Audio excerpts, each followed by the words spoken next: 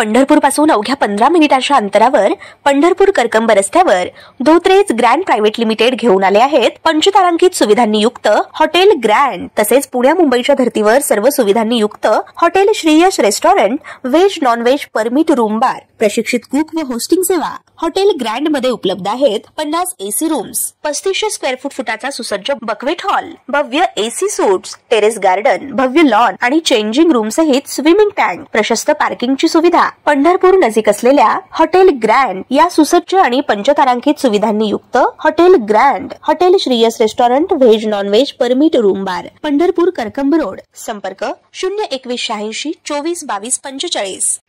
ताज्या घडामोडी पाहण्यासाठी आमच्या YouTube चॅनलवरील PVR म्हणजेच पंढरी वार्ता या न्यूजला सबस्क्राइब करा आणि शेजारील बेल आयकॉनवर क्लिक करा। या 4 आठवड्यात निवडणुकीची अधिसूचना काढण्याचे आदेश सुप्रीम कोर्टाने निवडणूक आयोगाला दिले आहेत।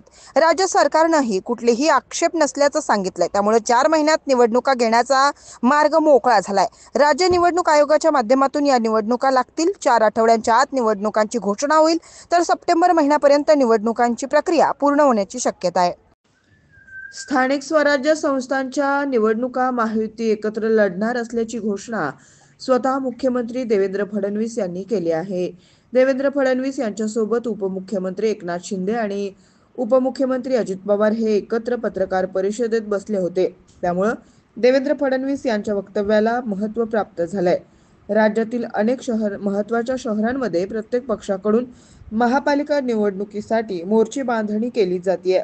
महायुतीच्या घटक पक्षांमध्ये देखील तशी मोर्चे बांधणी सुरू आहे। विशेष म्हणजे काही ठिकाणी स्थानिक पातळीवर महायुतीच्या कार्यकर्त्यांमध्ये पाहिजे तशी मैत्री दिसत नाही।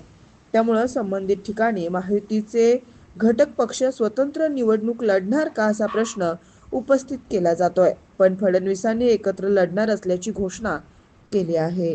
तर सुप्रीम कोर्टाने आम्हाला अतिशय आनंद आहे की सुप्रीम कोर्टाने सर्वोच्च न्यायालयाने 4 महिन्यामध्ये स्थानिक स्वराज्य संस्थेचा निवडणुका घेण्याच्या संदर्भात त्या ठिकाणी आम्हाला परवानगी दिली, आदेशित केलं।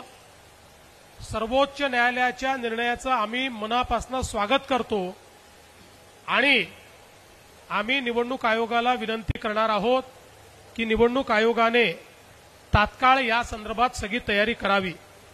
एक अजून महत्त्वाची गोष्ट आहे की निवडणूक आयोगाने एक अजून आमची मागणी जी आहे ती मान्य केलेली आहे। ओबीसी आरक्षणाच्या संदर्भात बाठिया आयोगाच्या पूर्वीची स्थिती असणार आहे। त्यामुळे या निवडणुकांमध्ये ओबीसीचं पूर्ण आरक्षण हे देखील लागू असणार आहे। मला असं वाटतं याचं देखील मी अतिशय मनापासून स्वागत करतो।